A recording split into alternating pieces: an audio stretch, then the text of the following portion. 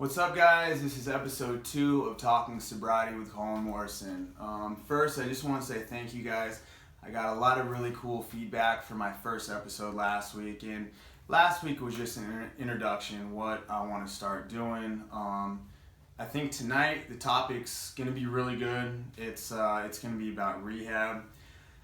Kind of my experience, what I went through going through rehab, and just to start off with, I guess I want to start off by saying I've really been watching intervention a lot, and I guess maybe since my life is so good all because of sobriety, I really not forgotten, because I try and think about my dark times every single night, and that makes me realize how good my life is now because of sobriety. But just watching intervention and just really watching that and seeing how just addiction really just takes over your body and just takes over your family, and how it doesn't just ruin you, but it ruins everybody around you.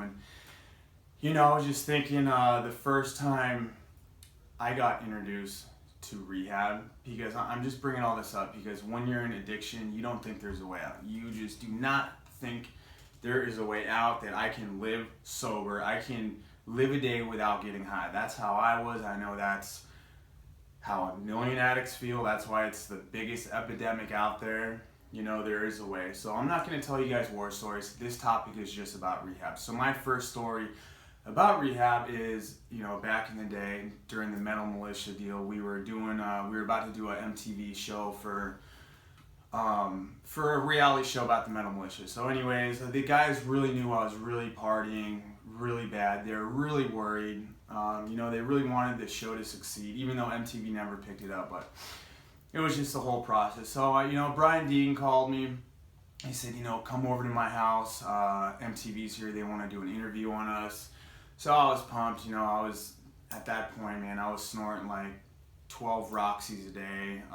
Really just going downhill with the opiates at that time. I show up at his house, really pumped, just thinking maybe this is our big time. And I got there and it was a full intervention. And that's why I'm bringing this up, is watching intervention the past couple nights. I just know how heavy that was. Everybody was there. All the guys from the militia, a lot of the top, FMX, all my buddies were there. It was real. It was like, wow, this is like what you see on TV, and it was me. And I'm just gonna fast forward a little bit. But anyways, everybody went around the room, talked their story. I think I wasn't really, I don't know, thinking straight, I don't know the word, but I wasn't processing it. Like, dude, this is like really, I still, all those people telling me I need to go to rehab, and in my head, like, dude, there's no way. Rehab, that word's so scary. There's no way I could go to rehab. So I talked my way out of it. The guys were so bummed. These guys said, and we're going to pay for your rehab. We're going to take you guys there. And looking back at it, if I would have got clean at that time in my life, I probably could have, maybe got my life together. Maybe picked up my riding career, but no, I didn't. I told the guys I was good to go. I got this. I stayed at my buddy Brett's house. He took me in, and it's really sad because my buddy Brett that saved me back in the day, he just got in a really horrific car accident about a month ago from passing out on, heroin, the same drug I was on, which he saved my life back in the day. He took me to his house. He was sober at the time, and it's just really sad how he just passed away from the same thing I was going through. He just passed away a month ago. Love you, Brett. But he made me live with him. The whole time I was calling Deegan, they wanted me to check in. The whole time I'm doing really good. I was going to meetings. The whole time I was getting pills from my Shady Connects, snorting Roxys in the AA meetings. That when you're an addict, you just do crazy stuff. People that are watching this that aren't addicts, I'm sorry, but when you're full blown in drug addiction, you do crazy stuff. Your mind is just so twisted. I was going to these meetings, getting high before and after, going home, telling my parents, telling my friends, dude, I'm feeling really good. I'm reading the AA book. I was doing everything everybody else wanted, but I wasn't ready. My life still went to crap. My best friend died a month later in my truck we were filling up our prescription. We had some shady doctor. He passed, OD'd, my buddy Base, died in my in the back seat of my truck. That was heavy, then all these people. That's when I started losing all my sponsors, I want to talk about some of these stories later, but we're just going to fast forward. After I think another 4 years went on where I really went downhill, started losing everything. At that point, since I was a kid, I dreamt about just becoming a pro dirt bike rider. So I think I felt like I was on top. I had a house, new truck. I had the life just by riding a dirt bike. So the next 4 years started going really downhill, losing everything I ever had, starting doing really weird stuff to get drugs, selling everything my sponsors gave me. Pretty much till I had nothing. I ended up going, the whole story what led me to my dad's house. This is going to be a whole new topic, how gnarly it was. But anyways, I end up back in my dad's house with nothing to my name. I'm talking nothing, all from drugs, all from heroin. I got into dust off.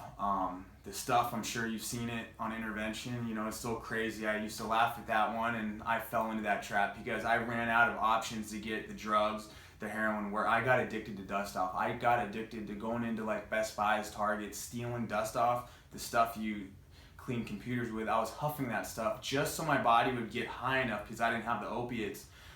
I just had to get high, and it's so disgusting when you're in addiction, what you do. Like, looking back at it, I was like, they could have made a movie about it, like a horror movie about it, the stuff I was doing.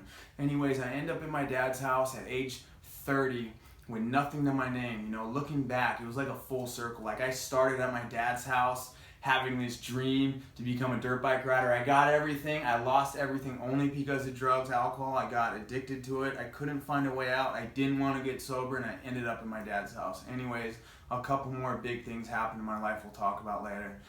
And my dad knew I needed help. He knew it for the past 5 years, but I was doing every way, lying the best I could. And when you're an addict, people out there, you know what I'm talking about, how good you are and how good we are as addicts, lying, fooling everybody in our path.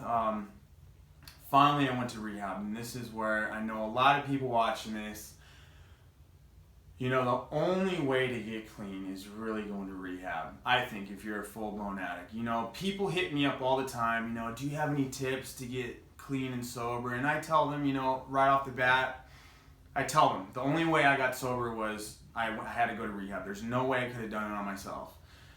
And if you can't do that, go to an AA or NA meeting, because that's a really big support system. And just if you guys have been, it's the best thing you can do right off the bat if you really want to change your life. And you can't get into rehab for some reason, go hit up a meeting.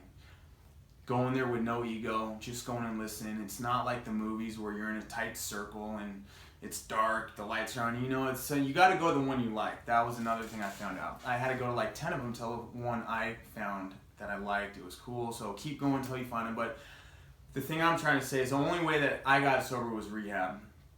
And I know a lot of people are out there, they might be thinking about going to rehab, and I'm just trying to let you guys know my story about rehab. I think I went on a little too much about where we're at right now, but the first day my dad went to rehab, he dropped me off. I remember we were in the counseling room, the processing room, and my dad, he doesn't know anything about this. My dad never did drugs, never smoked, he raised a good kid. I was raised from a perfect family, perfect little town. I just got addicted to lifestyle, drugs, everything. He had a son that he didn't know. I wasn't the kid that he raised from my mom or dad. Anyways, I remember we went in there, and it was really sad because during the counseling session, my dad's like, so, going through rehab, what's the success rate? This is going to be like a for sure deal. And he said, it's only 2%. Only 2% of people that they go to rehab and try and get clean, only 2% of people make it. And I remember my dad crying, and we hugged, and he was just so over everything I've put him through.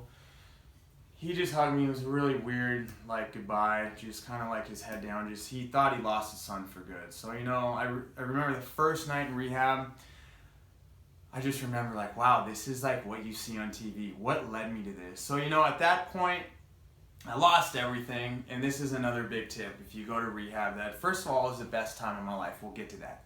Truly was. Went there, I went to detox, which most of these rehabs have. It's the detox was pretty rough, but you'll get through it. You're in a safe zone because the thing was with rehab, you don't have a cell phone, so you can't go do your shady stuff to go get your your pills, whatever you're doing to get high. So you're in a safe zone where you can't get stuff. So that was number one. That's like, you need rehab, because when you need to get your next fix, you'll do whatever you gotta do. You know, you'll sell your dog to get the next fix, you know? So you're in a very safe environment, and that was number one that really locked me in. And then, you know, over days, it was really hard over detox. And then, you know, it was definitely hard, the first part. And then, you know, it started to get really easy. You know, after like day 4, you know, you start to realize that you can live your life without drugs. And I'm just trying to think. I was there for 30 days. I'm trying to think how I can tell you guys this. The whole point of this story is like, rehab changed my life, and it will change your life. And that is really the only way. If you really want to change your life around, you got to go to rehab, you know, because it's a really good jump start, you know, going there for 30 days or 90 days. And the biggest thing, every person I went into rehab with, you know, I think 80% of those guys, I would say 90%, they thought they had it. They went in there, always back talking the teachers or the counselors, always like getting into trouble, which, dude, we got into trouble, but it was fun trouble, you know, messing with your friends. But they really, you know, just kind of being dicks, always talking back to counselors. They thought they had it. You know, every single one of those guys, they're back on the streets and they never made it. You know, you got to go into rehab. And if you guys out there are dealing with addiction, you have to go in there and you just got to put your ego down.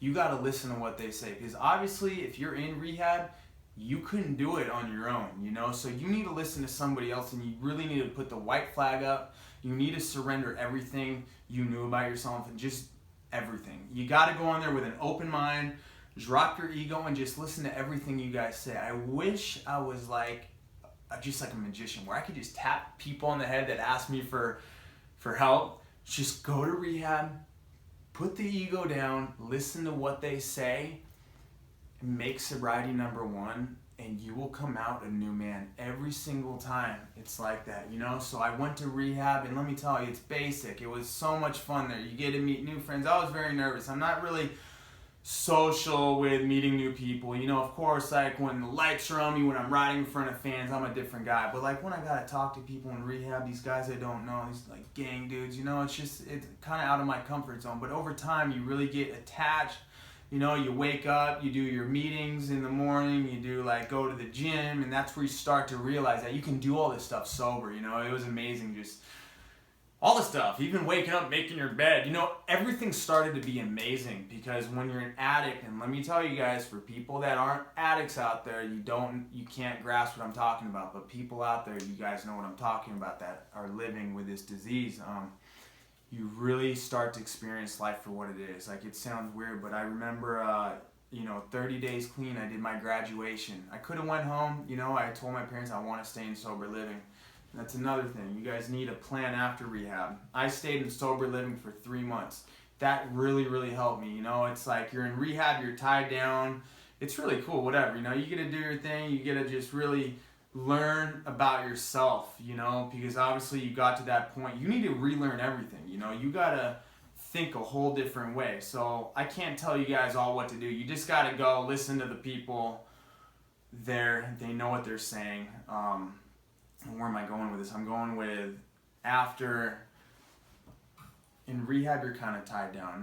It's not like a scary way, but they really just watch after you, you know. And then I think, a really good tip is I stayed in sober living, and that's what I'm trying to suggest to you guys. If you guys are thinking about going to rehab, think about going to a sober living after, because rehab, they kind of tie you down, which is good. And then sober living, you know, you got rules, you got to be in by 10. It's just it's a slow way out to the real world, because it's almost like you're fully getting reborn again. So I stayed in sober living, and man, like when I got to sober living, after about 30 days of being clean in rehab, that's when your life really starts to change. I mean, you know, people out there that are watching this dealing with addiction, you guys have to trust me that if you guys just go through the process, your life will change in crazy ways. And if you can't go there, go to AA, go somewhere, and just listen to the miracles that people, I would say like myself and other people that make sobriety number one, the things you get back and the miracles that happen. It happens every time. I've been to a lot of AA meetings, and everybody, like, it's just crazy the stuff you get back, and